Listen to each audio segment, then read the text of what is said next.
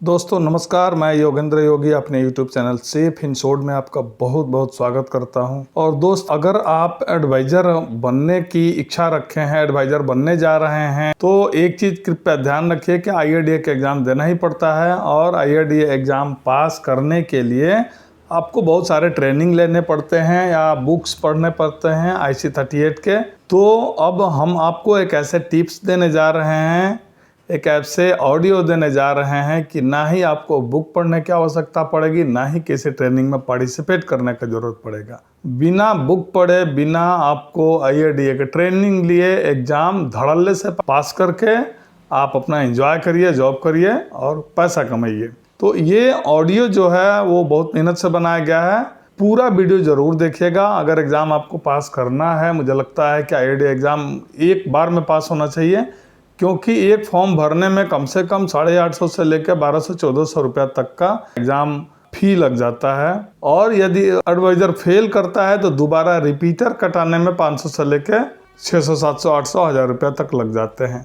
तो इसीलिए मैं ये वीडियो मेहनत करके बनाया हूँ कि हमारे जो भी दोस्त मित्र एडवाइज़र बंधु हैं वो आराम से वन शॉट में एग्ज़ाम पास करें और पास करके अपना काम करना इमीडिएट स्टार्ट करें।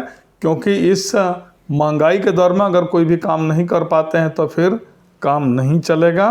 और विदाउट इन्वेस्टमेंट इससे बढ़िया कोई जॉब, कोई वर्क नहीं होगा जिसमें बिना इन्वेस्टमेंट आप आराम से पैसा कमा सकते हैं। तो एग्ज़ाम के लिए फिर से आपको रिपीट करूँगा कि दोस्त, पूरा ऑडियो सुनिएगा और एक बार नहीं तो 2 बार 3 बार, जो व्यक्ति कम से कम 2 बार पूरा ऑडियो सुन लिया को 100+% पास करने की गारंटी है। तो कृपया पूरा ऑडियो ज़रूर सुने और एग्ज़ाम पास करें। हमारे तरफ से आपको बेस्ट ऑफ लक। तो हम लोग चलेंगे ऑडियो के तरफ, मूव करेंगे और देखेंगे क्या है खास ऑडियो में जो हमको पास कराने में इतनी बड़ी भूमिका निभा रहा है। लगे हाथ तो एक और चीज़ कहेंगे, अगर आपने हमारे YouTube चैनल को सब्सक्राइब नहीं किया होगा तो कृपया सब्सक्राइब कर बेल आइकन ऑल को ज़रूर दबा लीजिएगा, क्योंकि आने वाले वीडियो का नोटिफिकेशन आपको सर्वप्रथम मिलता रहे। तो चलते हैं, हम लोग ऑडियो की तरफ मूव करते हैं। एक तो आप लोगों का आज एग्जाम है, तो तैयारी हो ही गई होगी आप लोगों की। आवाज आ रही है मेरी सबको? ओके, एक चीज ध्यान रखिएगा कि जब आप लोग वहाँ पे एंट्री करोगे तो वो जो एग्जाम सेंटर वाला है वो आपको एक कागज पकड़ाएगा, ठीक है। वो कागज बिल्कुल दिखने में आंसर शीट की तरह होता है, बट वो आंसर शीट नहीं होता है। वो सिर्फ आपको इसलिए दिया जाता है वो कागज बिकॉज आप एक टेक्निकल चीज पे काम कर रहे हो। और अगर किसी वजह से आपका कंप्यूटर बंद हो जाता है, मान लो आपका पैर लग गया, लाइट फ्लक्चुएट हुई, किसी भी वजह से अगर आपका सिस्टम बंद हो जाता है तो आपने जो टिक किए हुए आंसर होते हैं वो हट जाते हैं, ठीक है। तो आपको क्या होगा, फिर से क्वेश्चन पढ़ना पड़ेगा। वो सिर्फ 10 मिनट का टाइम देता है। तो वो पेपर आपको सिर्फ उस समय हेल्प करता है कि मान लो अगर कंप्यूटर बंद हो जाए, आपने जैसे फर्स्ट का C टिक किया है कंप्यूटर पे, तो आपने कागज में भी फर्स्ट का C लिखना है। आपने फर्स्ट का D लिखा है तो आपने भी इसमें फर्स्ट का D लिखना है। वो कागज सिर्फ और सिर्फ रफ काम के लिए दिया जाता है, चाहे तो यूज करो। अगर लग रहा है कि मेरा टाइम खराब हो रहा है तो उस कागज को मोड़ मार के किनारे रख दो। आपका ऑनलाइन एग्जाम है तो आप लोगों को कंप्यूटर पे ही टिक करना है। ये चीज क्लियर हुई? ठीक है। दूसरी चीज ये है कि उसमें 1 से लेके 100 तक नंबरिंग होता है। तो ये मत सोचना आपके पास 100 क्वेश्चन आएंगे, क्वेश्चन आपके पास 50 ही आएंगे। 50 में से पास होने के लिए आप लोगों को सिर्फ और सिर्फ 17 नंबर चाहिए होता है, ठीक है।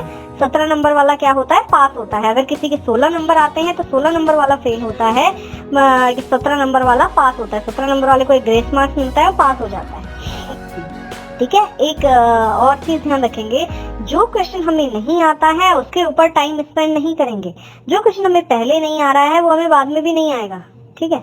तो उससे तुक्का मारो और आगे बढ़ जाओ, क्योंकि माइनस मार्किंग नहीं है तो अटेम्प्ट सारे करने हैं। माइनस मार्किंग का मतलब ये है अगर कोई गलत आंसर भी हमारा चला जाता है तो हमारे नंबर नहीं कटेंगे, ठीक है। तो इट मींस हमें अटेम्प्ट सारे करने हैं, 50 से 50 क्वेश्चन सॉल्व करने हैं। क्वेश्चन थोड़े से लेंथी आते हैं, इसलिए बोल रही हूँ कि जो क्वेश्चन नहीं समझ में आ रहा है उसके ऊपर टाइम स्पेंड मत करना, किसी पे भी तुक्का मार के आगे बढ़ जाना, ठीक है। यहाँ तक चीज क्लियर हुई? ओके, पहली चीज कंप्यूटर पे ही टिक करना है। दूसरी चीज पास होने के लिए 17 नंबर चाहिए। तीसरी चीज कि जो क्वेश्चन हमें नहीं समझ में आ रहा है उसमें फालतू में टाइम नहीं लगाना है, ठीक है। अच्छा, इसके अलावा उन 50 क्वेश्चन में से हो सकता है 2-4 क्वेश्चन ऐसे आ जाएं आपके पास कि जहाँ पर क्या होगा, A पे आंसर होगा, B पे आंसर होगा, C पे आंसर होगा और D पे लिखा होगा उपरोक्त सभी, यानी कि ऑल ऑफ दी अबव। जहाँ पर भी जिस भी ऑप्शन में हमें उपरोक्त सभी दिखाई देगा, हमने किस पे टिक करना है? उपरोक्त सभी पे।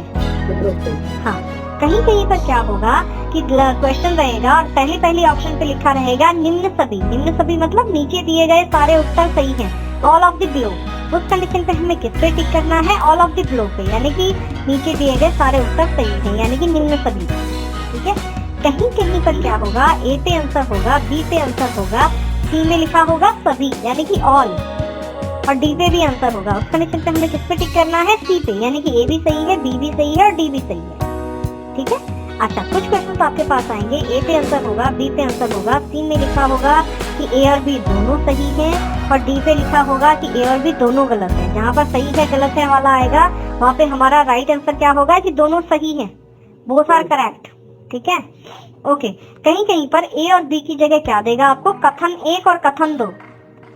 ठीक है, और नीचे से आपको वो रोमन में 1 2 3 4 दे देगा, क्योंकि कथन 1 पे रोमन वाला 1 लिखा होगा, कथन 2 पे रोमन वाला 2 लिखा होगा। तो उसमें क्या करना है हमें? कथन 1 कथन 2 दोनों सही है। और अगर वो रोमन वाले भी आते हैं 1 2 3 4 लिखे हुए जैसे होते हैं, तो वो भी क्या आएंगे? 1 और 2 दोनों सही है।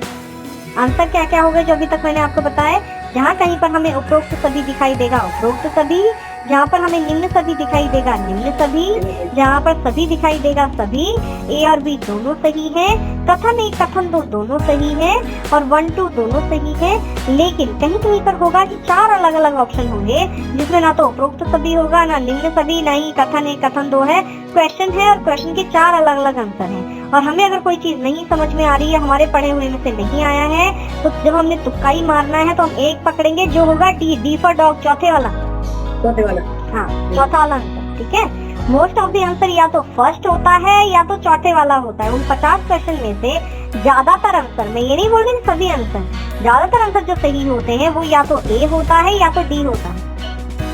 ठीक है, या तो पहले वाला होता है या तो चौथे वाला होता है। ठीक है, इसके अलावा ये नहीं कि सिर्फ यही करके आ जाओगे तब भी 12-13 नंबर लाओगे, उसके अलावा कुछ हमें पढ़ के भी करना है। बहुत कुछ आपने पढ़ रखा है, थोड़ा बहुत ये वो क्वेश्चन है जो लोगों के पास आए हैं, शायद ये वाले आपके पास भी आ सकते हैं, तो एक बार इनको जल्दी से मैं रिव्यू कर देती हूँ। अगर कहीं पे आपको ये वाले क्वेश्चन दिखे तो इन्हीं को टिक कर देंगे। ठीक है, आपके पास आएगा कि भारत की पहली बीमा कंपनी कौन सी थी? तो ओरिएंटल लाइफ इंश्योरेंस। ओरिएंटल क्या थी? भारत की पहली बीमा कंपनी थी। आपके पास आएगा कि आधुनिक बीमे का सिद्धांत किसने दिया था? तो लॉयर्स ने। लॉयर्स क्या था? लंदन का कॉफी हाउस था। आपके पास आएगा कि राष्ट्रीयकरण के बाद कौन सी कंपनी आई थी? तो जीवन बीमा निगम राष्ट्रीयकरण के बाद आई थी। राष्ट्रीयकरण को बोलते हैं आफ्टर नेशनलाइजेशन। नेशनलाइजेशन के बाद कौन सी कंपनी आई थी? तो LIC थी। आपके पास जो ज्यादातर क्वेश्चन आएगा वो ये आएगा कि बीमा कंपनियों के लिए नियम निर्देश कौन बनाता है? तो IRDA, insurance regulatory and development authority, बीमा विनियामक विकास प्राधिकरण। कभी कभी IRDA भी लिखा हुआ होता है। ठीक है, IRDA, हाँ हिंदी में IRDA लिखा होगा, इंग्लिश में IRDA। बीमा कंपनियों के लिए नियम निर्देश कौन बनाता है? तो IRDA। आपके पास आता है कि सन 2000 में एक एक्ट पारित किया गया था जो कि बीमा कंपनियों के लिए नियम निर्देश बनाता है, तो वो भी कौन होता है? IRDA। आपके पास आएगा बैंकों के लिए रूल रेगुलेशन कौन बनाता है? तो RBI, reserve bank of India. बैंकों के लिए कौन बनाता है? RBI। पूंजी बाजार के लिए कौन बनाता है? तो सेबी। सेब बड़ा होता है, सेबी मतलब छोटा वाला सेब। ठीक है, security exchange board of India. तो पूंजी बाजार के लिए कौन बनाता है? सेबी। बैंकों के लिए हो गया RBI और इंश्योरेंस के लिए हो गया IRDA। आपके पास आता है कि रमेश एक पॉलिसी खरीदना चाहता है, इसका क्या तात्पर्य है? एक होगा, कभी कभी आंसर आता है कि वो बीमारी से ग्रसित है, कहीं कहीं पे लिखा होगा कि उसको कैंसर है, क्योंकि उसके जो 3 ऑप्शन होते हैं वो होता है कि वो जिम जाता है, वो फुटबॉल खेलता है, वो ऑफिस जाता है, तो उस चीजों के लिए बीमे की जरूरत नहीं होती है। बीमा क्यों खरीदना चाहता है? जैसे उसको कोई गंभीर बीमारी लग गई है और ये सोचता है यार मेरी डेथ हो जाएगी तो मेरे घर वालों के लिए कुछ पैसे बच जाए, तो उसने अपना बीमा करवाना चाहता है। ठीक है, आंसर क्या होगा? हाँ जी, नहीं, वो तो सिर्फ क्वेश्चन ये पूछ रहा है कि करवाना चाहता है, तो किस कंडीशन में करवाएगा? कि भैया उसको कोई बीमारी लग गई है या वो उसको कैंसर है, इस वजह से वो बीमा करवाना चाहता है। एक आएगा कि सुरेश ने एक पॉलिसी खरीदी जिसमें उससे कम प्रीमियम लिया जाता है। कीवर्ड क्या याद रखोगे आप लोग? कम प्रीमियम। क्वेश्चन लंबा चौड़ा कितना भी आपको पूछ दे, कीवर्ड उसमें लिखा होगा कम प्रीमियम। अगर कोई भी व्यक्ति अपनी पॉलिसी में किसी भी वजह से अगर कम प्रीमियम देता है तो ये कौन से वाले जोखिम होते हैं? पसंदीदा, प्रेफर्ड। इंग्लिश में बोलते हैं प्रेफर्ड, हिंदी में बोलते हैं पसंदीदा जोखिम। अगर कोई भी व्यक्ति अपनी पॉलिसी में कम प्रीमियम देता है तो ये कौन से वाले जोखिम होते हैं? पसंदीदा। अगर आएगा कि मर्यादा तालिका वाले प्रीमियम देता है तो ये कौन से वाले जोखिम होते हैं? मानक यानी कि स्टैंडर्ड। और अगर अधिक प्रीमियम देता है तो क्या होते हैं? अवमानक यानी कि सब स्टैंडर्ड। कम प्रीमियम दे रहा है तो पसंदीदा, मर्यादा तालिका वाले दे रहा है तो मानक, और अधिक दे रहा है तो अवमानक। ठीक है। एक आपके पास आएगा कि रमेश एक एम कंपनी का एजेंट है और वो अपना कोड सरेंडर करके एन कंपनी में लेना चाहता है। 80% लोगों के पास ये वाला क्वेश्चन आता है। एक कंपनी से दूसरी कंपनी में अगर आप कोड स्विच करते हो तो कितने दिन का टाइम लगता है? 90 दिन का। हाँ, एक कंपनी से दूसरी कंपनी में कोड स्विच करने में कितना टाइम लगता है? तो 90 दिन का। एक आता है कि रमेश ने 25 वर्षों के लिए 50 लाख का बीमा खरीदा है और उसको उत्तर जीविता लाभ काट के मिलता है। तो वो कौन सी वाली पॉलिसी है? वो होती है आपकी money back. Money back policy में क्या होता है कि जो बीच में पैसा आपको दिया जाता है वो परिपक्वता पर काट लिया जाता है। ठीक है। कभी कभी क्वेश्चन आता है, सॉरी हाँ, मेरे को जुकाम और बुखार दोनों ही हो रहा है। एक आता है आपको कि क्या बोलते हैं कि किस व्यक्ति को अपनी पॉलिसी में जीवित रहने तक प्रीमियम देना पड़ता है? तो वो है आजीवन बीमा, whole life policy. Whole life policy में क्या होगा?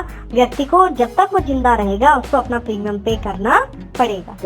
ठीक है। एक आपके पास आता है कि वह कौन सी पॉलिसी है जिसमें परिपक्वता लाभ शून्य होता है, यानी कि मैच्योरिटी वैल्यू होती ही नहीं है। तो वो होता है टर्म इंश्योरेंस, अवधि बीमा।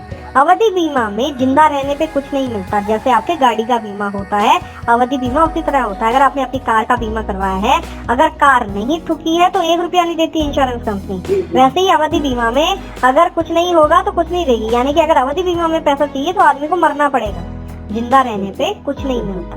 ठीक है। अच्छा, एक आपका आता है कि रमेश एक एजेंट है जो कि ग्राहक से प्रीमियम एकत्रित करता है अपना कमीशन काटे बिना। इसको ये कितने समय में जमा करवाना है? तो 24 घंटे में। आप किसी से प्रीमियम इकट्ठा करो या किसी का प्रस्ताव पत्र भरो, आपको ये कितने समय में जमा करवाना है? तो विदिन 24 आवर्स, 24 घंटे में। क्यों? क्योंकि हम दूसरे का रिस्क लेने जा रहे हैं। अगर किसी भी वजह से उस आदमी को कुछ हो जाता है तो उसके घर वाले हमारा गला पकड़ लेंगे, तो भैया मेरे आदमी ने तो बीमा करवाया था। तो चाहे किसी से प्रीमियम कलेक्ट करो, चाहे किसी का प्रस्ताव पत्र भरो, भैया कितने घंटे में जमा करवाना है? 24 घंटे। एक आपके पास आएगा एमआरआई के ऊपर। एमआरआई क्या होता है? Mortgage redemption insurance. हिंदी में भी यही लिखा रहेगा, मॉर्गेज रिडम्पशन इंश्योरेंस। ठीक है। क्या होता है मॉर्गेज रिडम्पशन इंश्योरेंस? मॉर्गेज को बोलते हैं बंधक। जो भी संपत्ति हम लोन पे खरीदते हैं, हमने घर लोन पे खरीदा, हमने कार लोन पे खरीदी, हमने ट्रैक्टर लोन पे खरीदा, हमने खेत लोन पे खरीदे, जो भी चीज हमने लोन पे खरीदी है उसके पेपर तब तक बैंक के पास गिरवी रहते हैं जब तक हम उसका लोन नहीं चुका देते। और अगर लोन चुकाने से पहले आदमी मर जाता है तो या तो उसके घर वालों को पे करना पड़ता है, और अगर घर वाले भी पे नहीं कर पाते हैं तो बैंक उसकी नीलामी करा देता है। उससे बचने के लिए कौन सा बीमा होता है? तो एमआरआई, मॉर्गेज रिडम्पशन इंश्योरेंस। ठीक है। कभी कभी इसकी फुल फॉर्म आ जाती है, मॉर्गेज नहीं है तो ज्योति लिख के दिखा देगी उधर, मॉर्गेज रिडम्पशन इंश्योरेंस। मॉर्गेज मतलब बंधक। आपके पास आएगा कि रमेश ने घर बनाने के लिए लोन लिया है, इसके लिए कौन सी पॉलिसी उपयुक्त होगी? तो वो होगी मॉर्गेज रिडम्पशन इंश्योरेंस। दूसरा आएगा कि रमेश ने मॉर्गेज रिडम्पशन इंश्योरेंस लिया है, यह कब हितकारी होता है? तो आंसर होगा लोन चुकाते वक्त अगर किसी की मृत्यु हो जाए तो बकाया लोन की भरपाई इस पॉलिसी से की जाती है। यानी कि अगर किसी आदमी की डेथ हो जाती है तो जो उसका बचा हुआ लोन होगा उसकी भरपाई किससे की जाएगी? इस वाली पॉलिसी से की जाएगी। एक आता है कि मॉर्गेज रिडम्पशन इंश्योरेंस में कौन सा बीमा दिया जाता है? तो घटती अवधि बीमा, डिक्रीजिंग टर्म इंश्योरेंस। ठीक है। घटती, क्योंकि लोन घटता रहता है ना। अगर आप लोन चुका रहे हो बैंक का तो हर साल लोन घटता रहता है। ठीक है। तो क्या होती है? घटती अवधि बीमा। एक आपका आता है कि इसमें कितने तक का बीमा दिया जाता है? जितने का उसका लोन होगा। मान लो अगर एक आदमी ने घर बनाने के लिए 40 लाख का लोन लिया है तो वो 70 लाख का एमआरआई नहीं ले सकता है। कितना लेगा? सिर्फ 40 लाख का। जितने का उसका लोन होगा उतने का ही उसको एमआरआई मिलता है। एक आता है कि एमआरआई में, इस एमआरआई वाला क्वेश्चन सबके पास आएगा, भले ही किसी के पास कोई आए किसी के पास कोई आए। ठीक है। ये जो 2-4 क्वेश्चन मैं बता रही हूँ एक एक सबके पास आएगा। एक आएगा कि एमआरआई में क्या होता है? प्रीमियम घटता है, बढ़ता है या नियत रहता है? तो नियत रहता है, नियत मतलब एक जैसा, प्रीमियम कभी नहीं घटता बढ़ता, premium will be remain same. चाहे कोई भी पॉलिसी हो, जो प्रीमियम आप पहले साल देते हो वही आप थ्रू आउट द टर्म देते हो, प्रीमियम कभी नहीं घटता बढ़ता, क्या रहता है, नियत रहता है। एक आप लोगों के पास आएगा दुर्घटना जोखिम, किसके ऊपर ज्यादा है, मार्केटिंग का आदमी जो हमेशा फील्ड में रहता है उसके ऊपर क्या होता है, दुर्घटना जोखिम ज्यादा होता है। दूसरा आता है स्वास्थ्य का खतरा, स्वास्थ्य का खतरा किसके ऊपर ज्यादा है, रिक्शा चालक के ऊपर, वो जब रिक्शा चलाता है ना तो उसके हार्ट पे जोर पड़ता है, ठीक है। तीसरा आता है नैतिक जोखिम, नैतिक जोखिम कहाँ पर है, इसके 3 उदाहरण है, ये सबके पास आएगा नैतिक जोखिम वाला, या जोखिम वाले ये जो मैंने जितने भी बताए हैं इसमें से एक तो जरूर आएगा। हो सकता है किसी के पास आए दुर्घटना जोखिम, दुर्घटना जोखिम किसके ऊपर ज्यादा है, मार्केटिंग का आदमी जो हमेशा फील्ड में रहता है। स्वास्थ्य का खतरा रिक्शा चालक के ऊपर।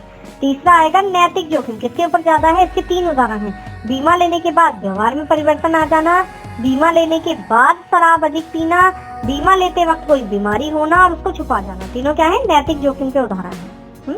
एक आपका आता है कि सुरेश की 2 वर्ष की पुत्री है और वह उसकी शिक्षा के लिए गोल बनाना चाहता है, तो इसका कौन सा गोल होगा, गोल हमेशा 3 तरह के होते हैं, एक होता है शॉर्ट टर्म, दूसरा होता है मिड टर्म, तीसरा होता है लॉन्ग टर्म, ठीक है। तो हम किस पे, शॉर्ट टर्म गोल क्या होता है, मोबाइल खरीदना, क्या बोलते हैं, मोबाइल खरीदना और टीवी खरीदना। अगर किसी का टीवी खराब हो जाए या मोबाइल खराब हो जाए तो हम ये नहीं कह सकते हैं कि भैया अभी क्या बोलते हैं कि हम 15 साल बाद लेंगे, ठीक है। बेटी को पढ़ाना, बेटी अगर उसकी 2 साल की है, उसको बेटी को पढ़ाने के लिए पैसा कब चाहिए, 17 साल बाद, नहीं भी 15 साल बाद जब वो 17 साल की हो जाएगी, है ना। तो हम क्या कहेंगे, भैया बेटी को पढ़ाना क्या है, लॉन्ग टर्म गोल है। बेटी को पढ़ाना हो गया लॉन्ग टर्म गोल, मोबाइल खरीदना, टीवी खरीदना हो जाता है आपका शॉर्ट टर्म गोल, ठीक है। एक आपका आता है कि सुरेश एक स्वास्थ्य बीमा पॉलिसी चाहता है लेकिन वो मेडिकल नहीं करवाना चाहता, तो एक नॉन मेडिकल भी केसेस होते हैं, ठीक है, वो भी ले सकता है। उसमें क्या होता है कि उसका प्रीमियम थोड़ा सा ज्यादा होता है बट उसका मेडिकल नहीं होता है। एक आपका आता है नामांकन, नॉमिनेशन, इसके ऊपर क्वेश्चन आते हैं, नामांकन के ऊपर, सॉरी, नामांकन किस धारा में आता है, तो सेक्शन 39, धारा 39(3)(9), सेक्शन 39 में आता है नॉमिनेशन। नॉमिनी कौन होता है, पॉलिसी के दौरान अगर किसी की डेथ हो जाती है तो किसको पैसा देना है, वो नॉमिनी होता है। एक पॉलिसी में कितने भी नॉमिनी हो सकते हैं, यानी कि कई नॉमिनी। अगर आपके पास आएगा कि नॉमिनेशन कितने लोगों के नाम पे हो सकता है, तो आंसर होगा कई, कितने भी लोगों के नाम पे आप नॉमिनेशन कर सकते हो।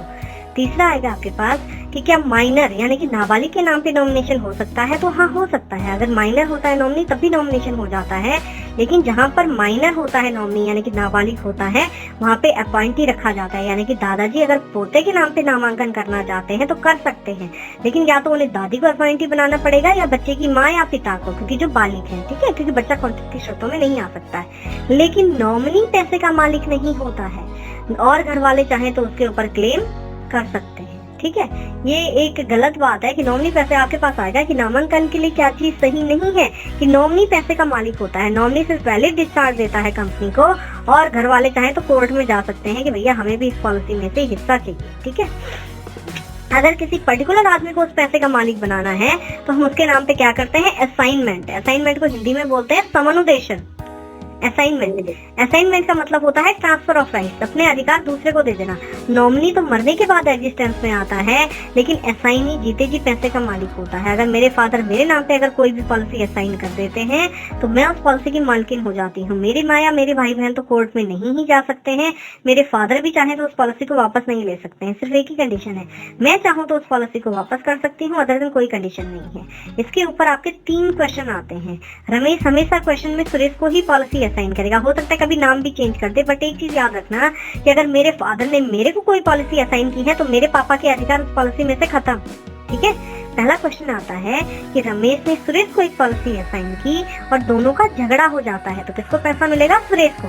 रमेश ने अगर एक बार अपनी पॉलिसी सुरेश को दे दी तो अधिकार किसका हो गया, सुरेश का। दोनों का झगड़ा हो जाता है तो पैसा किसको मिलेगा, सुरेश को। दूसरा आता है कि रमेश ने सुरेश को एक पॉलिसी असाइन की और सुरेश की मृत्यु हो जाती है तो किसको पैसा मिलेगा, सुरेश के उत्तराधिकारियों को। एक सुरेश का नॉमिनी भी दिया गया होगा, सुरेश नॉमिनी नहीं बना सकता है तो किसको मिलेगा, उत्तराधिकारियों को। देखो झगड़ा हो जाएगा तो सुरेश को पैसा मिलेगा, सुरेश की डेथ हो जाएगी तो सुरेश के उत्तराधिकारियों को पैसा मिलेगा। तीसरा आता है कि रमेश ने सुरेश को एक पॉलिसी असाइन की और रमेश उस पॉलिसी को वापस चाहता है तो कैसे होगी, सुरेश चाहेगा तो वापस होगी, अदर दिन वापस नहीं होगी। ठीक है। एक आता है कि FPR मिलने का अर्थ क्या होता है, प्रथम प्रीमियम रसीद मिलने का अर्थ क्या होता है। तो प्रथम प्रीमियम रसीद मिलने का मतलब होता है कि अनुबंध शुरू हो चुका है, कॉन्ट्रैक्ट हैज बीन स्टार्टेड, ठीक है। एक आता है प्रकटीकरण का अर्थ क्या होता है। प्रकटीकरण का अर्थ होता है कि अपने बारे में जो भी जरूरी जानकारी है वो कंपनी को सच सच बतानी है। गायब हुए व्यक्ति के केस में यदि कोई आदमी गायब हो जाता है, यानी कि उसकी डेड बॉडी भी नहीं मिली है, ये भी नहीं पता है कि जिंदा है कि मुर्दा है, तो उस कंडीशन में कितने साल का वेटिंग पीरियड होता है, 7 साल। 7 साल तक घर वालों को वेट करना पड़ेगा, 7वें साल उसको मृतक घोषित कर दिया जाएगा। एक आता है कि वह कौन सी पॉलिसी है जो सरकार द्वारा नहीं बल्कि किसी बीमा कंपनी द्वारा गरीब लोगों के लिए बनाई गई है, तो वो है जन आरोग्य योजना। जन आरोग्य योजना क्या है, गरीबों के लिए बनाई गई है। एक आपका आता है कि इसमें कम से कम बीमा धन और अधिकतम कितना होता है बीमा धन, तो कम से कम बीमा धन होता है 5,000 रुपए, ज्यादा से ज्यादा होता है 30,000 रुपए। आपके पास आता है कभी कभी कि 7 लोगों के लिए इसमें कितना प्रीमियम जाएगा, तो 730 रुपए ईयरली, 730 रुपए सालाना जाता है 7 लोगों, क्योंकि गरीब लोगों के लिए बनाई गई है ना, तो इसका प्रीमियम भी कितना है, 730 रुपए। आपका आता है MWP act, married women property act. Married women property act में आपको एक ही आंसर याद रखना है, वो है ट्रस्टी। इसमें चाहे आदमी मरे चाहे जिंदा रहे, ट्रस्टी को हिंदी में बोलते हैं न्यासी। MWP एक्ट में ही न्यासी आता है और कहीं नहीं आएगा। MWP एक्ट का क्वेश्चन कहीं पर भी आपको दिखाई दे, आपके दिमाग में क्लिक करना चाहिए कि ट्रस्टी को पैसा जाएगा, न्यासी को। पहला क्वेश्चन आता है कि रमेश ने MWP एक्ट में पॉलिसी खरीदी है, मृत्यु दावा हो जाता है, किसको पैसा मिलेगा, न्यासी को। दूसरा आएगा कि रमेश ने MWP एक्ट में पॉलिसी खरीदी है, परिपक्वता दावा हो जाता है, किसको जाएगा, न्यासी को। लेकिन अगर उस आदमी ने न्यासी नहीं बनाया है तो कहाँ चला जाएगा, राज्य के सरकारी न्यासी को, यानी कि स्टेट के गवर्नमेंट ट्रस्टी को पैसा चला जाएगा, ठीक है। एक आपका आता है कि एक आदमी तमिलनाडु में रहता था, उसने MWP एक्ट में पॉलिसी खरीदी, अब वो दिल्ली जाके बस गया है, उसकी डेथ हो गई है, उसने न्यासी नहीं बनाया, तो किसको पैसा चला जाएगा, तमिलनाडु के सरकारी न्यासी को। जिस राज्य से उसने बीमा करवाया था उस राज्य के सरकारी न्यासी को पैसा चला जाएगा, ठीक है। कभी कभी आएगा ट्रस्टी कौन कौन हो सकता है, तो उसकी बीवी भी ट्रस्टी हो सकती है, उसके बच्चा अगर 18 साल से बड़ा है तो बच्चा भी ट्रस्टी हो सकता है, तो बैंक ट्रस्टी हो सकता है, जिस भी आदमी को वो आदमी नियुक्त करना चाहे वो ट्रस्टी हो सकता है, ठीक है। दूसरे होते हैं इसमें लाभार्थी, दोनों में कंफ्यूज मत होना। पैसा हमेशा ट्रस्टी को मिलता है, लेकिन किनके बेनिफिट के लिए यूज करता है, बेनिफिशियरी जो होते हैं, बेनिफिशियरी को बोलते हैं लाभार्थी। कौन कौन हो सकते हैं, बीवी भी हो सकती है, बच्चे भी हो सकते हैं, बीवी और बच्चे दोनों हो सकते हैं, इसके अलावा कोई भी लाभार्थी नहीं हो सकता है, यानी कि माँ बाप और भाई बहन इसमें लाभार्थी नहीं हो सकते हैं, ठीक है। एक आपका आता है कि एक महिला 6 महीने से गर्भवती है और वो बीमा करवाना चाहती है, क्या कंपनी उसका बीमा करेगी, तो भैया नहीं करेगी, क्योंकि 6 मंथ की प्रेग्नेंट है। हो सकता है डॉक्टर ने कुछ कॉम्प्लिकेशंस बोले हो, इसलिए क्या है, इसका आदमी इसका बीमा करवाना चाहता है तो कंपनी बीमा नहीं करेगी। 6 मंथ की प्रेग्नेंट है अगर लेडी तो कंपनी बीमा नहीं देगी। दूसरा आएगा कि एक लेडी प्रेग्नेंट है, सिर्फ गर्भवती है, उसमें टाइमिंग नहीं दिया गया होगा कि 1 महीने 2 महीने 4 महीने, उसका आंसर क्या होता है, विशेष प्रावधान के साथ। अगर 6 मंथ की प्रेग्नेंट है तो बीमा नहीं देगी, अगर प्रेग्नेंट है तो विशेष प्रावधान के साथ देगी, यानी कि स्पेशल क्लॉज लगा देती है कंपनी कि भैया अगर प्रेगनेंसी की वजह से डेथ हो गई तो कंपनी क्लेम पे नहीं करेगी, ठीक है। तीसरा आता है कि एक लेडी का गर्भाशय का ऑपरेशन हुआ है और वो बीमा करवाना चाहती है, उस कंडीशन में क्या होगा, इस बीमे को कुछ समय के लिए स्थगित कर दिया जाएगा, क्योंकि क्या है, अभी रिस्क ज्यादा है। अभी अगर हम इस औरत का बीमा करेंगे तो हो सकता है इसकी जान को भी खतरा हो। 6 मंथ की प्रेग्नेंट है तो बीमा नहीं देगी, अगर प्रेग्नेंट है तो विशेष प्रावधान के साथ देगी, और अगर गर्भाशय का ऑपरेशन हुआ है तो बीमे को कुछ समय के लिए स्थगित कर दिया जाएगा। हम कहेंगे भैया 6 महीने बाद आना तब तुम्हारा बीमा करेंगे, ठीक है। एक होता है रद्द कर देना, मतलब डिक्लाइन कर देना। डिक्लाइन किस केस में करती है इंश्योरेंस कंपनी बीमा, या तो किसी को एड्स हो रखा है, एड्स क्या है, लाइलाज बीमारी है, या कोई हायर एज में 75 साल का आदमी बीमा मांग रहा है, इस 2 केसेस में कंपनी के वो कर देती है डिक्लाइन, यानी कि देती नहीं है बीमा, ठीक है।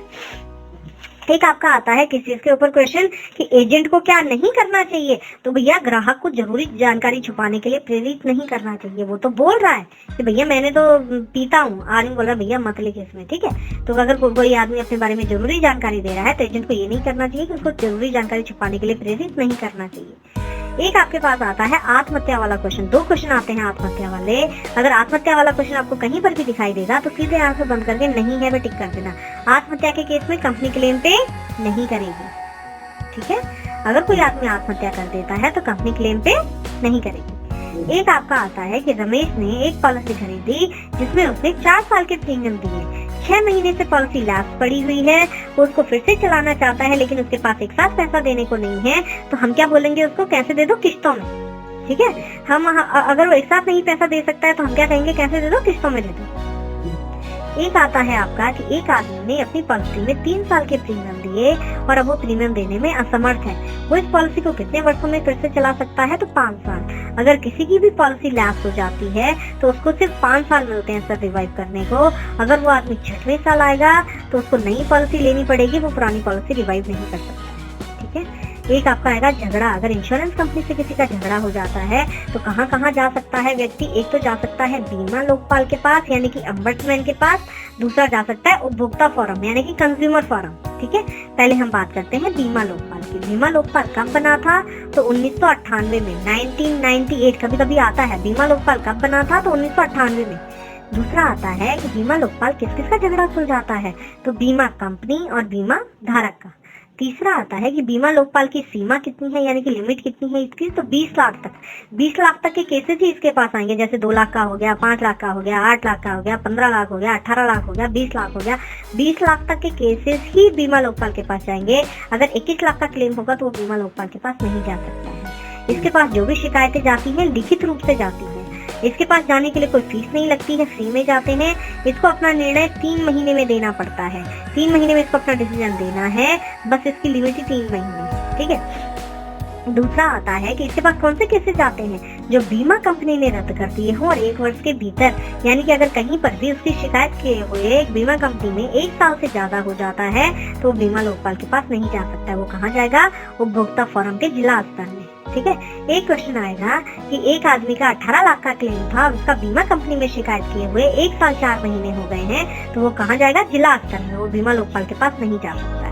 ठीक है। हाँ, अब आपका आएगा उपभोक्ता फोरम। उपभोक्ता फोरम कब बना था, तो 1986 में, 1986। उपभोक्ता फोरम की लिमिट 3 लिमिट होती है। पहला होता है जिला स्तर। जिला स्तर में 20 लाख तक के केसेस जाते हैं। 20 लाख तक के केसेस आपके कहाँ जाएंगे, स्टेट लेवल, नहीं भी क्या बोलते हैं, डिस्ट्रिक्ट लेवल पे, जिला स्तर पे।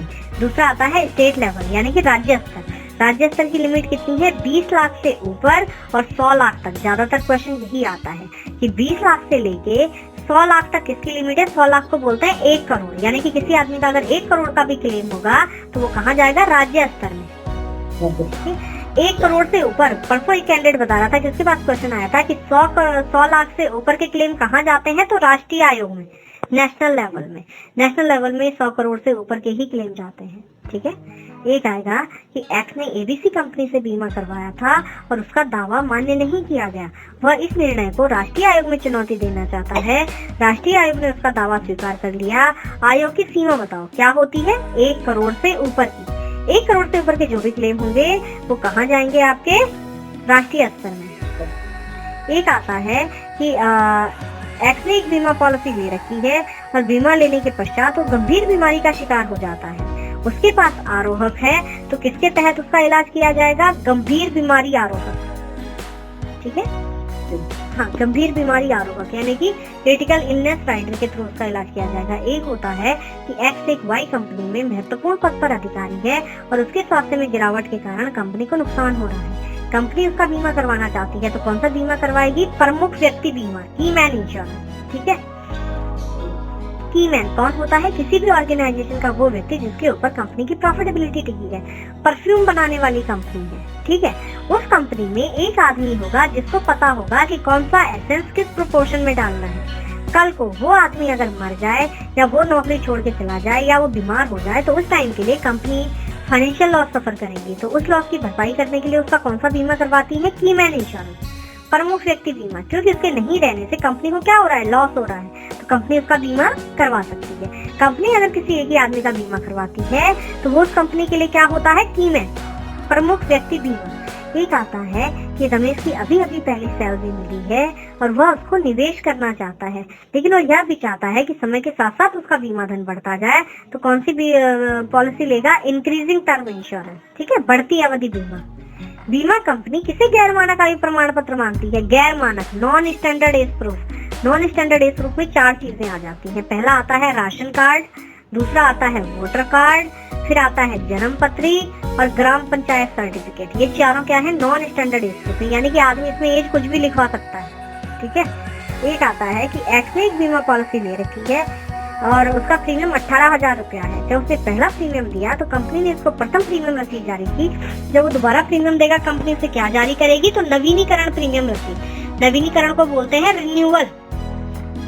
जो प्रीमियम पहले साल दिया जाता है उसको कहते हैं प्रथम प्रीमियम रसीद, जो दोबारा दी जाती है उसको क्या बोलते हैं, रिन्यूअल प्रीमियम रसीद। एक आता है अतिरिक्त प्रपत्र मांगने और दावा भुगतान के समय में कितने दिन का टाइम लगता है, तो 15 और 30। यानी कि अगर कोई एक्स्ट्रा डॉक्यूमेंट कंपनी मांगती है क्लेम में तो 15 दिन के भीतर मांगेगी, और जिस दिन उसके पास सारे डॉक्यूमेंट आएंगे कंपनी को 30 दिन में क्लेम सेटल करना है। क्लेम क्या है, कभी कभी क्वेश्चन आता है, डिमांड है, मांग है। कहते हैं claim is the demand on the insurer to fulfilling the insurer obligation. किसके दायित्वों की पूर्ति करता है, इंश्योरेंस कंपनी की। तो दावा क्या है, मांग है। ठीक है, एक आता है आपके पास कि देखो दावे दो तरह के होते हैं। एक होता है परिपक्वता दावा, दूसरा होता है मृत्यु दावा, यानी कि मैच्योरिटी क्लेम और डेथ क्लेम। डेथ क्लेम क्या होता है, दो तरह का होता है। एक होता है अर्ली, दूसरा होता है नॉन अर्ली। अर्ली मतलब शीघ्र मृत्यु दावा, जो विदिन 3 इयर्स हो जाते हैं। जो क्लेम बीमा लेने के विदिन 3 इयर्स हो जाते हैं उनको बोलते हैं अर्ली क्लेम, यानी कि आदमी जल्दी मर गया। ठीक है, उस कंडीशन में क्या होता है, इंश्योरेंस कंपनियां इन्वेस्टिगेशन करवाती हैं, जांच पड़ताल करवाती हैं। तो जांच पड़ताल का समय कितना है, कभी कभी आप लोगों के पास क्वेश्चन आता है कि मृत्यु दावा में जांच पड़ताल का टाइम कितना होगा, तो 6 महीने। ये नहीं कि 2 साल तक जांच पड़ताल ही चल रही है। 6 महीने में इंश्योरेंस कंपनी को अपनी जांच पड़ताल खत्म करनी है, या तो 6 महीने देगा या 180 दिन। ठीक है, जांच पड़ताल का टाइम क्या है, 6 महीने या 180 दिन। अगर 6 महीने में इंश्योरेंस कंपनी जांच पड़ताल करके ये साबित कर पाती है कि इस आदमी ने झूठ बोला था, तो कंपनी क्लेम पे नहीं करती है। लेकिन अगर साबित नहीं कर पाती है तो फ्रॉडुलेंट क्लेम भी पे करने पड़ते हैं।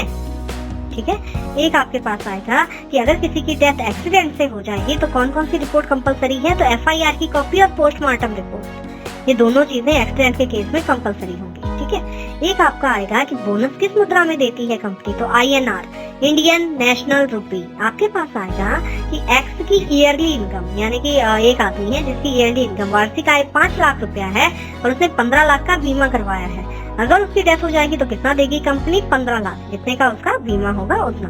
एक आपका आता है कि एक आदमी का बीमा धन 2.5 लाख रुपए है और उसने 1.5 लाख का लोन लिया। इस क्वेश्चन को ध्यान से सुनिएगा, 2-3 लोगों के पास आएगा कि एक आदमी का 2.5 लाख रुपए बीमा धन है और उसने 1.5 लाख का लोन लिया है। अगर उसकी डेथ हो जाएगी तो कितना देगी कंपनी, 1 लाख। जो उसका लोन लिया हुआ है वो क्या कर लेगी कंपनी, क्या बोलते हैं उसको, काट लेगी।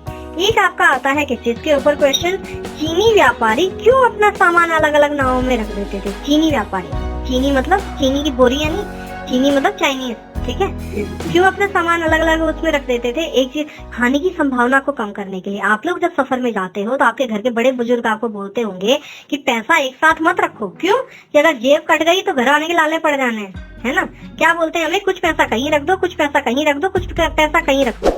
उसी तरह से ये भी है कि हानि की संभावना को कम करने के लिए वो अपना सामान क्या करते थे, अलग अलग नावों में रख देते थे ताकि हानि की संभावना कम हो। क्योंकि अगर एक ही नाव में सामान रख दिया और वही डूब गई तो सबका सामान डूब गया। ठीक है, हानि की संभावना को कम करने के लिए कभी कभी ये वाला क्वेश्चन भी आ जाता है।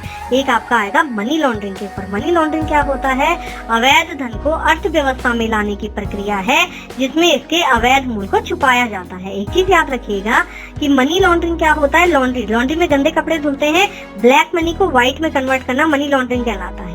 मनी लॉन्ड्रिंग में एक क्वेश्चन आएगा जिसके 2 रिक्त स्थान होंगे, दोनों रिक्त स्थान पे क्या आएगा, अवैध। अवैध मनी लॉन्ड्रिंग अवैध धन को अर्थव्यवस्था में लाने की प्रक्रिया है जिसमें इसके अवैध मूल्य को छुपाया जाता है। तो क्या होगा, अवैध अवैध, illegal illegal. Anti money laundering act कब बना था, तो 2002 में।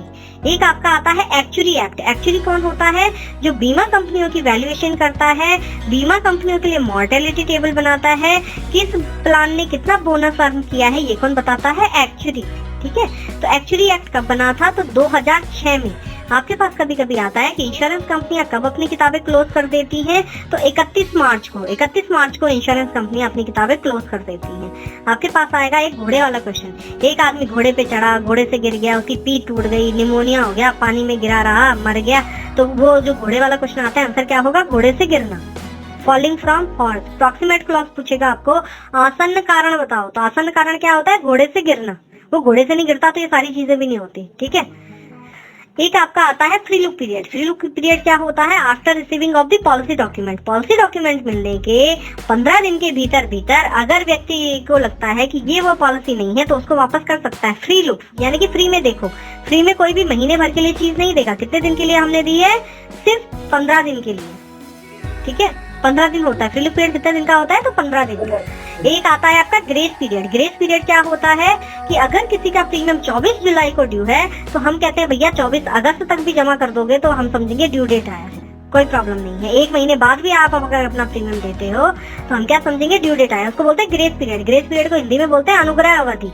अगर अनुग्रह अवधि के दौरान किसी की डेथ हो जाती है, यानी कि एक आदमी ने 24 जुलाई को प्रीमियम देना था, उसने प्रीमियम नहीं दिया, अगर वो क्या बोलते हैं 30 जुलाई को मर जाता है तो क्या कंपनी क्लेम देगी?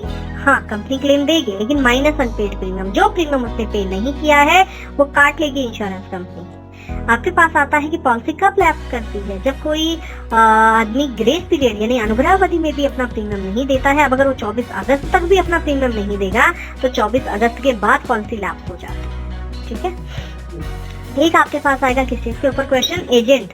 जहाँ पे 5000 से कम जनसंख्या है तो 10वीं पास एजेंट भी चल जाएगा। जहाँ पे 5000 से ज्यादा जनसंख्या है या शहरी क्षेत्र है तो 12वीं पास कम से कम एजेंट चाहिए। पीएचडी किया हुआ हो सकता है, लेकिन कम से कम पूछ रहे हैं तो 12वीं पास एजेंट चाहिए, ठीक है। एक आपके पास आता है कि लाइसेंस लेने के लिए आपकी कितने घंटे की ट्रेनिंग कंपलसरी होती है? तो 50 घंटे की ट्रेनिंग आपकी कंपलसरी होती है। एक आता है कि एक एजेंट एक जीवन बीमा, एक स्वास्थ्य बीमा और एक साधारण बीमा की एजेंसी रखना चाहता है, यानी कि एक लाइफ इंश्योरेंस, एक हेल्थ इंश्योरेंस, एक जनरल इंश्योरेंस की एजेंसी रखना चाहता है तो इसको कौन सा लाइसेंस दिया जाता है? समग्र कंपोजिट, ठीक है। क्या दिया जाता है? Composite licence. एक आपके पास आता है कि एजेंट किसका प्रतिनिधित्व करता है? तो बीमा कंपनी का। दूसरा आता है ब्रोकर। ब्रोकर कौन होता है? जो ग्राहक के लिए काम करता है, वो किसी भी कंपनी को बीमा दे देता है, बदले में क्या लेता है? कमीशन लेता है, वो होता है ब्रोकर। तीसरा होता है बैंक का इंश्योरेंस। बैंक के भी इंश्योरेंस कंपनी के साथ टाई अप होते हैं और उस कंपनी को अपना बीमा देते हैं। जैसे एसबीआई का है एसबीआई लाइफ के साथ, मेट लाइफ का है पीएनबी के साथ, इंडिया फर्स्ट का है बैंक ऑफ बड़ौदा के साथ। हर कंपनियों का किसी न किसी बैंक के साथ टाई अप होता है, वो अपने ग्राहक को उस कंपनी का बीमा बेचते हैं, बदले में कमीशन लेते हैं। एजेंट हो गया, ब्रोकर हो गया, बैंक का इंश्योरेंस हो गया, तीनों मीडिएटर हैं जो इंश्योरेंस कंपनी को बीमा देते हैं और बदले में कमीशन लेते हैं। इसके अलावा एक आ जाता है जिसको बोलते हैं डायरेक्ट मार्केटिंग, प्रत्यक्ष विपणन, जहाँ पर बीच में मीडिएटर नहीं होता है, जैसे एडवर्टाइजमेंट के थ्रू, इंटरनेट के थ्रू, ईमेल के थ्रू, टेली मार्केटिंग। उन्होंने लड़कियां बिठा दी हैं, वो कॉलिंग करती हैं कस्टमर को कि भैया हमारे पास बहुत बढ़िया बीमा आया है, ले लो। तो telemarketing is direct marketing, प्रत्यक्ष विपणन है जहाँ पे बीच में मीडिएटर नहीं। एक आपका आता है टेंजिबल इनटेंजिबल, जिन चीजों को हम छू सकते हैं, जैसे कॉफी हो गई, पेन हो गया, चॉकलेट हो गया, जीन्स हो गया, कार हो गया, इनको क्या बोलते हैं? टेंजिबल प्रोडक्ट, यानी कि प्रत्यक्ष विपणन नहीं, सॉरी, टेंजिबल को बोलते हैं मूर्त। मूर्त मतलब जिनको हम छू सकते हैं, ठीक है। मूर्त वस्तुएं कौन होती हैं? जिनको हम छू सकते हैं, टेंजिबल प्रोडक्ट। कुछ ऐसे प्रोडक्ट होते हैं जिनको हम छू नहीं सकते, हम खरीदते तो हैं पर छू नहीं सकते, जैसे एफडी हो गया, शेयर्स हो गया, म्यूचुअल फंड हो गया, क्या बोलते हैं, इंश्योरेंस हो गया। तो इंश्योरेंस क्या है? इनटेंजिबल प्रोडक्ट है, अमूर्त वस्तु है, ठीक है। एक आपका आ जाता है किस चीज के ऊपर क्वेश्चन? अब हम बात करते हैं स्वास्थ्य बीमा की। स्वास्थ्य बीमा के ऊपर आपके ऊपर क्वेश्चन आता है। स्वास्थ्य बीमा, मैंने आप लोगों का ज्यादा टाइम ले लिया क्या? अच्छा, एक आता है आपका स्वास्थ्य बीमा। स्वास्थ्य बीमा में क्या देखी जाती है? रुग्णता, रोग लगने के कितने चांसेस हैं, ठीक है। एक चीज याद रखिएगा कि स्वास्थ्य बीमा में देखी जाती है, नहीं, जीवन बीमा में देखी जाती है मर्त्यता, मरने के कितने चांसेस हैं। स्वास्थ्य बीमा में क्या देखी जाती है? रुग्णता, रोग लगने के कितने चांसेस हैं। स्वास्थ्य बीमा में न तो मरने पे पैसा देती है कंपनी, न ही जिंदा रहने पे, ओनली ऑन हॉस्पिटलाइजेशन। यानी कि मैंने अगर स्वास्थ्य बीमा लिया और मेरे को हार्ट अटैक आ गया और मैं मर गई तो इंश्योरेंस कंपनी एक भी रुपया नहीं देगी, क्योंकि खर्चा कुछ नहीं हुआ। हाँ, अगर मेरे को हार्ट अटैक आता है और मैं हॉस्पिटल में भर्ती हो जाती हूँ और उसका जो खर्चा आएगा वो कंपनी दे देगी, ठीक है। इसीलिए क्योंकि हॉस्पिटल महंगे हो गए हैं, इलाज महंगा हो गया है, तो सबसे पहली फैसिलिटी क्या निकाली स्वास्थ्य बीमा ने? कैशलेस। कैशलेस को क्या बोलते हैं? नगद रहित, यानी कि पैसा लेके नहीं जाना है। क्योंकि जब भी हमारे घर में कोई बीमार पड़ता है, हम पहले एटीएम जेब में रखते हैं, फिर आदमी को गाड़ी में रखते हैं कि भैया पैसे की जरूरत पड़ेगी। तो पहली फैसिलिटी क्या निकाली? कैशलेस। कैश लेके नहीं जाना है। कैशलेस फैसिलिटी क्या होती है कि अगर किसी आदमी ने कैशलेस फैसिलिटी ले रखी है तो उसके नेटवर्किंग हॉस्पिटल दिए जाते हैं। आगरा के 8-10 हॉस्पिटल दे देगा, कहेगा भैया यहाँ आप इलाज करा के वापस आ जाओगे, कंपनी आप पे बिल की पेमेंट करेगी। तो कंपनी खुद नहीं जाती है, उसने क्या अपॉइंट किए हुए हैं? टीपीए। कभी कभी टीपीए की फुल फॉर्म आ जाती है, तो वो होती है तृतीय पक्ष व्यवस्थापक, थर्ड पार्टी एडमिनिस्ट्रेटर, ठीक है। तृतीय पक्ष व्यवस्था कभी कभी आता है कि टीपीए किस किस के बीच का तालमेल बिठाता है, तो हॉस्पिटल और बीमा कंपनी। टीपीए के लिए रूल रेगुलेशन यानी कि नियम कानून कौन बनाता है, तो IRDA। टीपीए को मुआवजा कौन देती है, तो बीमा कंपनियां। ठीक है, इसका रोल क्या है कि अगर कोई आदमी हॉस्पिटलाइज हो जाता है और उसके बाद अगर क्लेम आता है तो तब टीपीए का रोल आता है। यानी कि मैं अगर बीमार नहीं पड़ी तो टीपीए नहीं आएगा, उसका पहले मेरा बीमार होना जरूरी है, उसके बाद हॉस्पिटलाइज होना जरूरी है। ठीक है, एक आएगा कि कैशलेस फैसिलिटी में कौन सी चीज सही नहीं है, कि व्यक्ति किसी भी हॉस्पिटल में इलाज करा के आ सकता है, किसी भी नहीं, नेटवर्किंग हॉस्पिटल होना चाहिए। नेटवर्किंग हॉस्पिटल कौन बताता है, कभी कभी आप लोगों के पास PPN की फुल फॉर्म आ जाएगी। PPN की फुल फॉर्म क्या होती है, प्रेफर्ड प्रोवाइडर नेटवर्क, क्या बोलते हैं उसको, प्रेफर्ड प्रोवाइडर नेटवर्क। ठीक है, एक आपका आता है कि स्वास्थ्य बीमा में कम से कम आयु कितनी होती है और अधिकतम कितनी होती है, तो 3 महीने के बच्चे को भी हम स्वास्थ्य बीमा दे सकते हैं और 80 साल तक के आदमी को।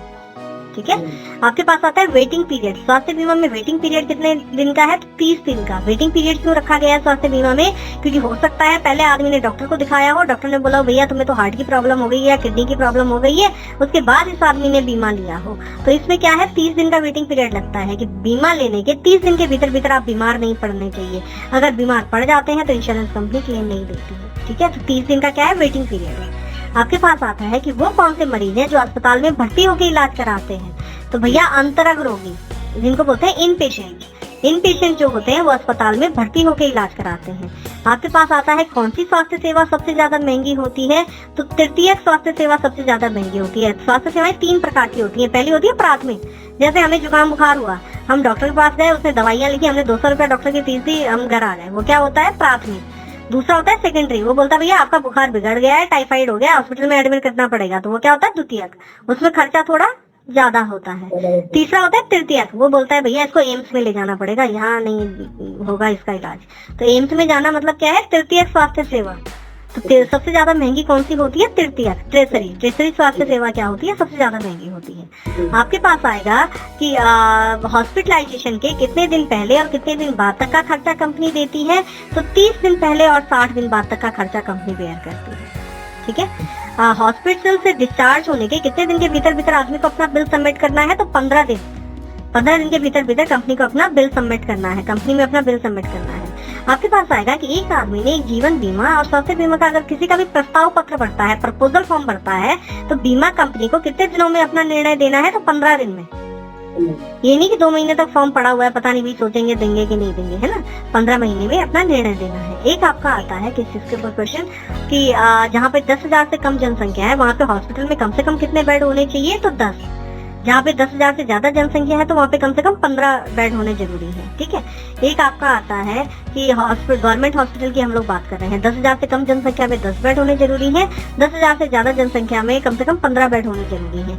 एक आपका आता है कि अगर कोई आदमी नहीं भी गवर्नमेंट हॉस्पिटल में कितने कौन कौन से डॉक्टर होने जरूरी है, तो एक सर्जन, एक फिजिशियन और एक गायनोकोलॉजिस्ट, जो लेडी डॉक्टर होती है, इनका होना क्या है, कंपलसरी है। कभी कभी आपका आता है कि स्वास्थ्य सेवा में कौन कौन से लोग आ जाते हैं, तो एक तो आंगनबाड़ी कार्यकर्ता, आपने देखा होगा आंगनबाड़ी की जो लेडीज होती है वो भी हमारी स्वास्थ्य सेवा में आती है।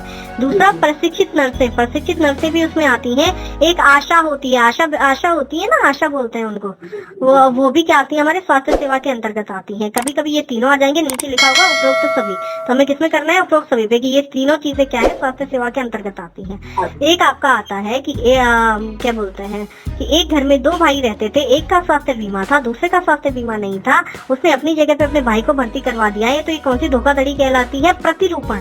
अपनी जगह पे अपने भाई को भर्ती करवाना कौन सी धोखाधड़ी है, प्रतिरूपण। इम्पर्सोनेशन इंग्लिश में बोलते हैं, इम्पर्सोनेशन हिंदी में बोलते हैं प्रतिरूपण। एक आपका आएगा कि जिसके ऊपर क्वेश्चन कि स्वास्थ्य बीमा नहीं हॉस्पिटल में सबसे महत्वपूर्ण दस्तावेज कौन सा है, तो केस शीट जो होती है वो सबसे महत्वपूर्ण दस्तावेज होती है। ठीक है, केस शीट क्या होती है, मरीज के सिरहाने जो तख्ती टकी हुई होती है, मरीज का नाम क्या है, कौन सी बीमारी है, किस चीज का इलाज चल रहा है, कौन कौन सी दवाइयां दी जा रही है, क्योंकि नर्स और डॉक्टर चेंज होते रहते हैं, अगर एक ही इंजेक्शन उससे 2 बार लग गया तो मर जाएगा बेचारा, है ना, तो केस शीट सबसे ज्यादा महत्वपूर्ण होती है। एक आपका आता है, आपने देखा होगा हॉस्पिटल के बाहर ट्रॉमा सेंटर लिखा रहता है। ट्रॉमा सेंटर किस चीज के लिए यूज होता है, गंभीर बीमारियों के लिए। जो भी गंभीर बीमारी होती है भैया उसका इलाज क्या होगा, यहाँ पे होगा, किडनी हो गई, हार्ट हो गया, अगर जल भी जाता है आदमी, कोई एक्सीडेंट हो गया है मेजर, तो वो सारी इलाज क्या होता है, ट्रॉमा सेंटर में होता है। ठीक है, एक आपका आता है किस चीज के ऊपर क्वेश्चन, हाँ, एक आता है डे केयर ट्रीटमेंट। हमारी मेडिकल फैसिलिटीज बढ़ गई हैं। अब कई बीमारियों में हमें 24 घंटे से कम हॉस्पिटल में रहना पड़ता है, लेकिन वहाँ पर भी कंपनियां पैसा देती हैं। जैसे मोतियाबिंद का ऑपरेशन हो गया, कैटरेक्ट का ऑपरेशन होता है, तो 24 घंटे से कम आदमी हॉस्पिटल में रहता है, 2-3 घंटे में हॉस्पिटल वाले डिस्चार्ज कर देते हैं। ठीक है। एक आपका आता है लिथोट्रिप्सी। लिथोट्रिप्सी क्या होता है? लेजर से पथरी गलाते हैं। इनिशियल स्टेज में जब किसी की पथरी होती है तो लेजर से ही गल जाती है। ठीक है, उसको बोलते हैं लिथोट्रिप्सी। उसमें भी 24 घंटे से कम आदमी हॉस्पिटल में रहता है। एक आपका आता है, क्या बोलते हैं, कीमियोथेरेपी। कैंसर हो जाता है किसी को, कीमियोथेरेपी करवाते हैं, तो वो भी 24 घंटे से कम हॉस्पिटल में रहता है। एक आपका डायलिसिस। किसी की अगर किडनी खराब हो जाती है तो डायलिसिस करवाते हैं, तो डायलिसिस में भी क्या होता है, व्यक्ति उससे कम हॉस्पिटल में रहता है। ठीक है।